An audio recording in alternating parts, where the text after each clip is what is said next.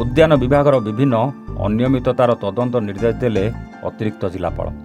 भटली पंचायत समिति सभागृह में महात्मा गांधी जातीय ग्रामीण निश्चित कर्मनियुक्ति योजना ब्लॉक स्तरीय जनशुणाणी अतिरिक्त जिलापाल महेन्द्र महापात्र अध्यक्षतार अनुष्ठित हो जाइछि। प्रथमे गोष्ठी उन्नयन अधिकारी प्रमोद चंद्र मेहर स्वागत भाषण देते।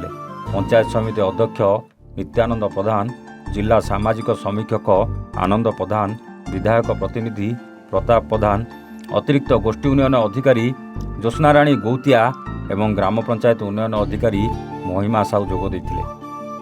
जिला सामाजिक समीक्षक विभिन्न योजनार उपकारिता तथा समीक्षा, उत्तरदायित्व और स्वच्छता उपर आलोकपात करथिले। गोष्ठी सामाजिक समीक्षक माधव प्रसाद साहू सामाजिक समीक्षा प्रक्रिया सहित महात्मा गांधी जातीय निश्चित कर्म नियुक्ति योजनार अप्रैल 2024 रु सेप्टेम्बर 2024 पर्यंत पंचायत समिति, ग्राम पंचायत, वन विभाग, उद्यान विभाग, मृत्तिका संरक्षण एवं जलछाया विभाग द्वारा होइतिबा विभिन्न प्रकल्पर नथिपत्र तथा क्षेत्र परिदर्शन जांच समय बाहरी 117 गोटी अभियोग और समस्यार समाधान बाबद विस्तृत आलोचना करथिले। सेहीपरि पंचदश अर्थ आयोग योजना अप्रैल 2020 रु सेप्टेम्बर 2024 मध्य पंचायत द्वारा होइतिबा विभिन्न प्रकल्पर नथिपत्र जांच तथा क्षेत्र परिदर्शन समय बाहरी 20 गोटी समस्या उपस्थापन करा जायतिला। उद्यान विभाग द्वारा विभिन्न पंचायत में वृक्षरोपण कार्यक्रम होइतिबा अनियमिततार अभियोग होइतिला। यार तदंत निर्देश देले अतिरिक्त जिलापाल। यापर सामाजिक समीक्षा ग्राम सभा उठिथिबा विभिन्न समस्यार समाधान पई दिन धार्य करिया पई प्रस्ताव आगत होइतिला।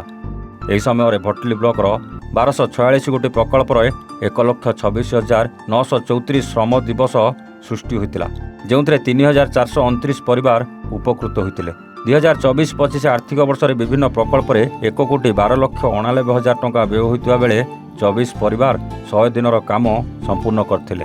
उक्त कार्यक्रम में भटली ब्लॉकर सरपंच, समिति सभ्य, सभ्या, पंचायत कार्यनिर्वाही अधिकारी, एईओ, ग्राम्य रोजगार सेवक, ग्राम्य संबल कर्मी, निर्वाही जंत्री, वनपाल, उद्यान विभाग अधिकारी और मृत्तिका संरक्षण तथा जलछाया विभाग कर्मचारी माने जोग देथिले।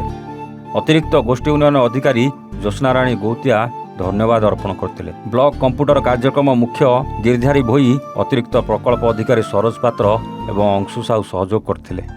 Bargarh Rajesh Kumar Mishra report, A1 Odisha.